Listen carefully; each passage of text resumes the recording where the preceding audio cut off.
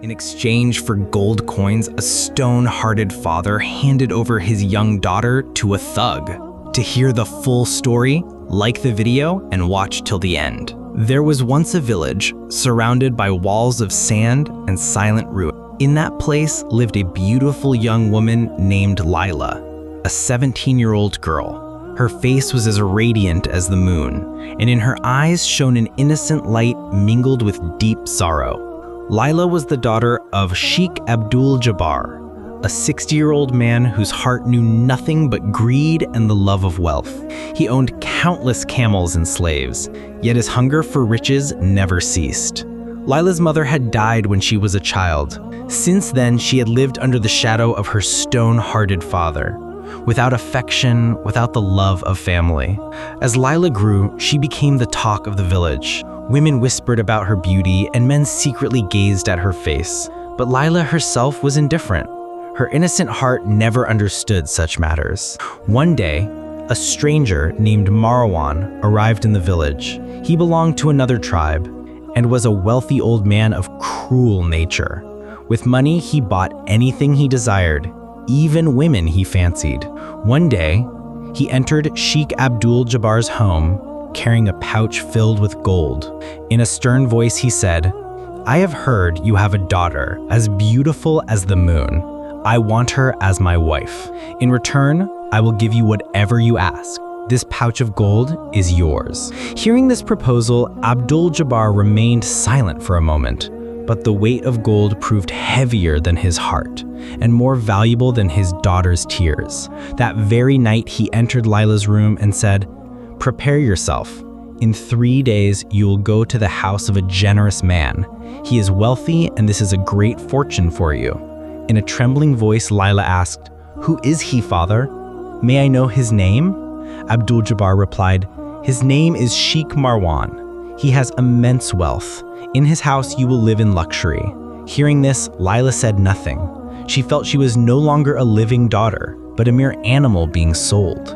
That night, she sat leaning against the cold mud wall, tears flowing from her eyes, for she knew Sheikh Marwan meant death, a life of darkness with no love, no mercy, only hunger for pleasure.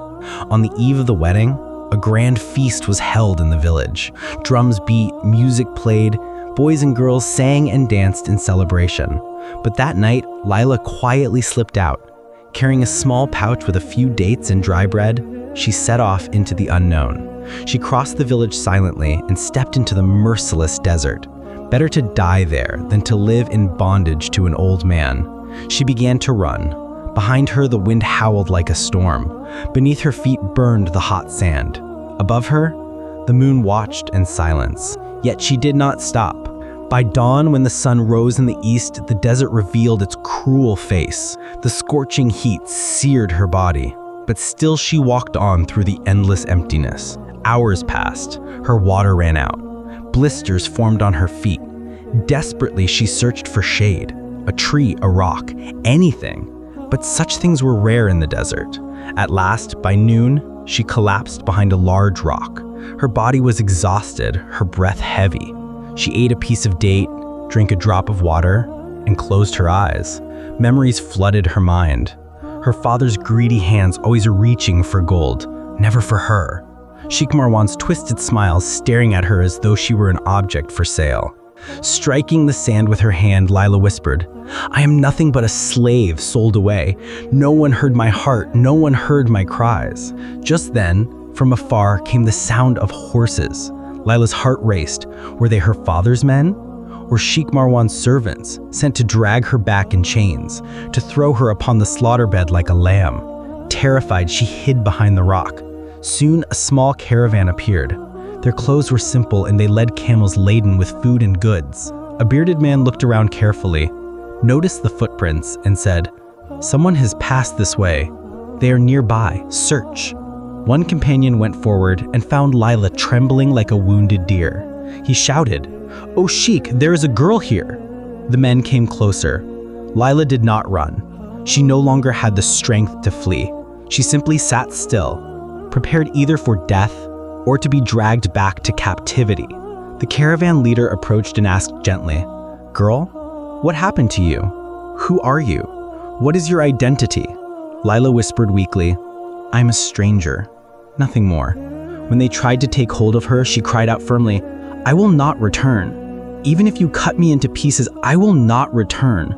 A young boy exclaimed in wonder, then you have run away.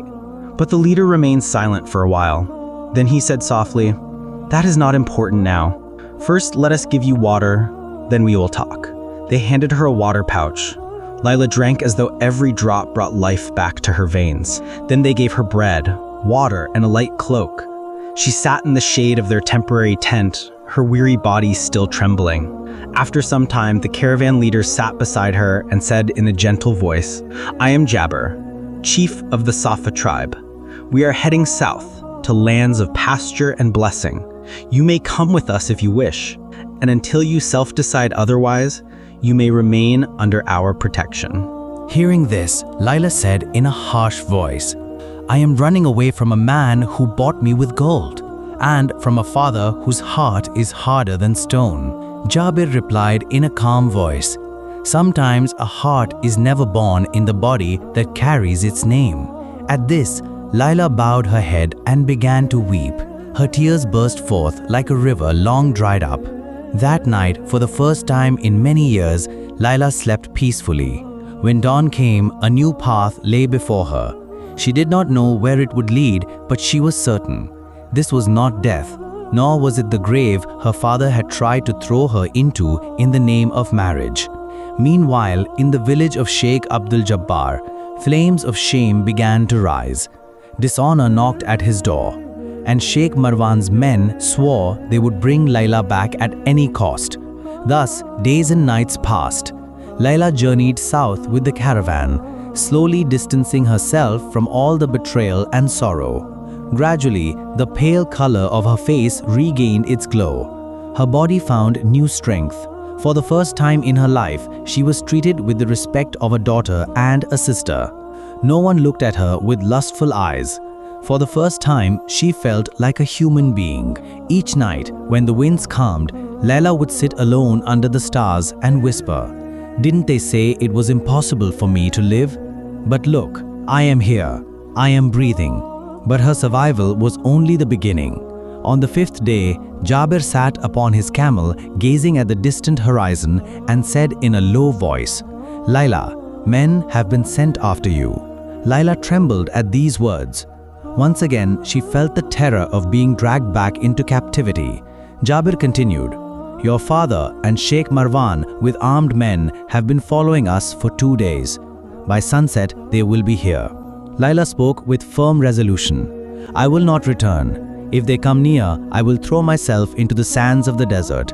I would rather die than become anyone's property. At this, Jabir said softly but firmly, we never return anyone who has sought our protection. Layla whispered, but Sheikh Marwan is cruel, and my father knows no shame. Immediately, Jabir commanded his men to change the route. They entered a narrow valley between the mountains, but as the sun was setting, riders appeared in the distance, raising clouds of dust, their fury heavy in the air. A merchant cried out, they are here, and the caravan halted. Jabir stood in front of the tents and ordered his men to hide Layla behind the rocks. Then Sheikh Marwan himself stepped forward. Venom dripped from his eyes as he shouted, where is she, the one who I bought with gold? Return her to me or face the consequences. Jabir replied in a strong voice, she is no slave. We do not hand over those who have escaped the hands of an oppressor. Then Layla's father, Abdul Jabbar, stepped forward and said, she is my daughter. She abandoned her father's house to flee with strangers. This is a disgrace. Jabir rode back. The disgrace is not in her escape. The disgrace is in a father who sold his daughter to a heartless old man. Thus, the dispute flared, and the air grew tense as if a battle were about to begin. Suddenly, Layla emerged from behind the rocks. Her black robe fluttered in the wind. Her eyes glistened with tears, not tears of weakness, but of strength. For the first time, she cried out, I am no one's property, not my father's, not Sheikh Marwan's, not gold's. I am free. I am not an object for sale. Everyone stood in shock. Layla then stepped toward her father, her eyes brimming with tears, and said, What kind of father are you who could sell your own daughter yet never once looked into my eyes? Did you not fear Allah? Did you not see my mother's face in mine?" Hearing her words, Abdul Jabbar fell silent. For the first time, his voice failed him. His head dropped low as though everything inside him had collapsed. But Sheikh Marwan thundered, "You cannot escape with my wealth. I will take you by force."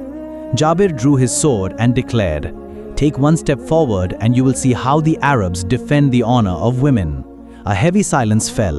Sheikh Marwan clenched his teeth, turned back with his men, and muttered, "Cursed be those who do not know the value of gold." Abdul Jabbar stood still for a while. Then, looking at his daughter, tears streamed down his face. Mounting his camel, he too departed in silence. That night, Laila sat on a small dune gazing at the sky. Jabir sat beside her and said, "Freedom is never easy." Laila replied, "But it is worth more than anything." A few days later, they reached a distant oasis. There, Laila began a new life. She worked, she taught young girls, and she shared her story with them. She would say, "Never wear your wedding dress if a grave lies hidden within it." Thus, Laila was reborn, not as a slave, not as a captive, but as a free woman. She knew any path that begins with honor can never end in disgrace. In the eyes of the world, she may not have been a heroine, but in her own eyes, she was, for she chose her freedom. Perhaps life had not given her justice. Perhaps she had lost her home, her father, and warmth. But she had gained something that could never be bought. She had gained herself. Dear friends, this was today's story. Since you have watched till the end, I'm sure it touched your heart. Please do me a favor. Write your name and where you're watching from in the comment box. I want to see who stayed till the end. Take care everyone. May Allah protect you.